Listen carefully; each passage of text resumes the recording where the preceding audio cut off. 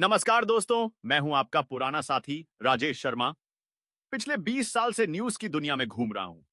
आज 7 नवंबर 2025 है और मैं आपको लेकर चलता हूं एक ऐसी खबर की सैर पर जो पूरे देश को झकझोर रही है। चलिए शुरू करते हैं इस महाकवरेज को। एक, वंदे मातरम के टुकड़े किए गए। क्या था 1937 के कांग्रेस अधिवेशन से जुड़ा विवाद जिस पर पीएम मोदी ने घेरा। पीएम नरेंद्र मोदी ने राष्ट्रगीत वंदे मातरम के एक 150 साल पूरे होने पर स्मरणोत्सव की शुरुआत की है। उन्होंने दिल्ली में आयोजित इसे गंगेराए एक कार्यक्रम में कहा कि 1937 में वंदे मातरम के महत्वपूर्ण पदों को इससे अलग कर दिया गया था। इस गीत की आत्मा को इससे अलग कर दिया गया था। प्रधानमंत्री नरेंद्र मोदी ने कहा है कि 1937 में राष्ट्रीय गीत वंदे मातरम को तोड़ दिया गया था। उसके दो टुकड़े कर दिए गए थे। उन्होंने कहा कि वंदे मातरम के इस विभाजन देश के विभाजन के बीज बो दिए। प्रधानमंत्री नरेंद्र मोदी ने शुक्रवार को राष्ट्रगीत वंदे मातरम के 150 वर्ष पूरे होने पर आयोजित इस कार्यक्रम में कहा कि वंदे मातरम से जुड़े एक अहम मुद्दे पर चर्चा करना जरूरी है। उन्होंने कहा कि आजादी की लड़ाई में वंदे मातरम की भावना ने पूरे राष्ट्र को प्रकाशित किया था, लेकिन दुर्भाग्य से 1937 से वंदे मातरम के महत्वपूर्ण पदों को उसकी आत्मा के एक हिस्से को अलग कर दिया गया था।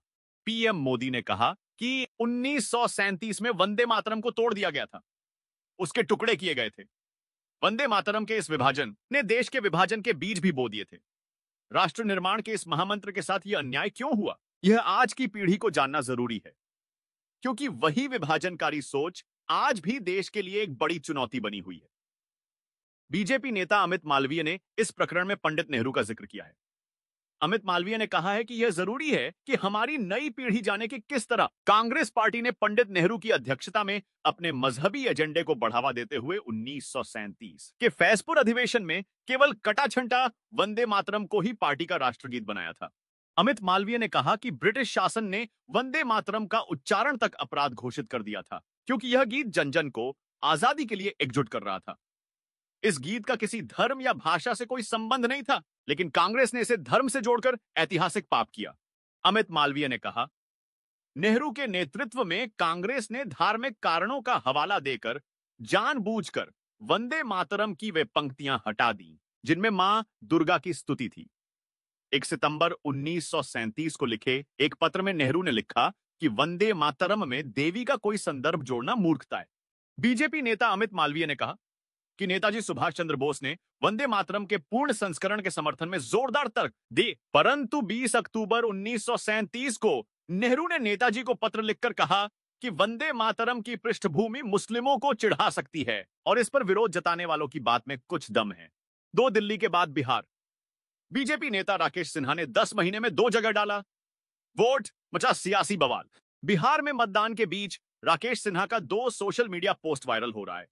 इसी साल फरवरी में दिल्ली चुनाव के दौरान भी राकेश सिन्हा ने द्वारका में मतदान किया था। अब सिन्हा ने बिहार के बेगूसराय में वोट डालने की तस्वीर शेयर की है। इसको लेकर विपक्ष ने सवाल उठाया है। भारतीय जनता पार्टी के पूर्व राज्यसभा सांसद राकेश कुमार सिन्हा पर दिल्ली के बाद बिहार चुनाव 2025 में वोट डालने का आरोप है। राष्ट्रीय जनता दल और कांग्रेस ने इसको लेकर चुनाव आयोग पर निशाना साधा है। राकेश सिन्हा बिहार के बेगूसराय जिले के रहने वाले हैं। राकेश कुमार सिन्हा के 2 जगहों से वोट डालने का मामला ऐसे समय में उठा जब विपक्ष चुनाव आयोग और भारतीय जनता पार्टी पर फर्जी तरीके से वोट चोरी का आरोप लगा रही है। इस मसले को लेकर सियासी बवाल बढ़ने के बाद उन्होंने प्रतिक्रिया दी है। सिन्हा ने कहा है कि मेरा पुश्तैनी घर बेगूसराय में बरसलू है, जमीन से उखड़ा आदमी मैं नहीं हूं। बिहार की राजनीति में सक्रियता के कारण मैंने अपना नाम गांव मनसेरपुर बेगूसराय करा लिया। राकेश सिन्हा का मामला क्या है? राज्यसभा के पूर्व सांसद राकेश कुमार सिन्हा ने 6 नवंबर 2025 यानी आज मतदान के बाद सोशल मीडिया पर एक पोस्ट किया है। उन्होंने अपने पोस्ट में लिखा है, अपने पैतृक गांव मनसेरपुर बेगूसराय में अपना मतदान किया। यह गांव साहेबपुर कमाल विधानसभा के अधीन है। राष्ट्रीय जनता दल ने यहां से सतानंद संबुद्धा को उम्मीदवार बनाया है। एनडीए की तरफ से यह सीट चिराग पासवान की पार्टी के खाते में चली गई है। एलजेपी आर ने यहां से सुरेंद्र कुमार को मैदान में उतारा है। राकेश कुमार सिन्हा के इस पोस्ट पर तब बवाल मच गया जब कुछ यूजर्स उनके पुराने पोस्ट को लेकर सामने आ गए। इसी साल की शुरुआत में दिल्ली विधानसभा चुनाव के दौरान भी राकेश कुमार सिन्हा ने वोट डाला था। सिन्हा ने द्वारका सीट पर अपना मतदान किया था। बवाल के बाद राकेश सिन्हा ने दी सफाई। राजनीति इतनी हल्की हो सकती है, इसका अंदाजा मुझे नहीं था। संविधान में आस्था रखने वालों पर सवाल करने वाले व सवाल करने वालों को 100 बार सोच लेना चाहिए। मेरा नाम दिल्ली के मतदाता सूची में था। बिहार की राजनीति में सक्रियता के कारण मैंने अपना नाम गांव मनसेरपुर बेगूसराय करा लिया। क्या इस आरोप के लिए मैं मानहानि करूं? वोट डालने को लेकर क्या है नियम? जनप्रतिनिधित्व कानून 1951 में मतदाता सूची को लेकर डिटेल में बताया गया है।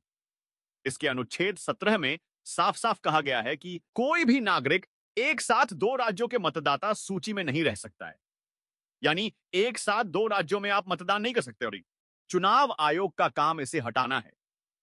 साथ ही जानबूझकर ऐसा करने वाले शख्स के खिलाफ कार्रवाई का भी प्रावधान है।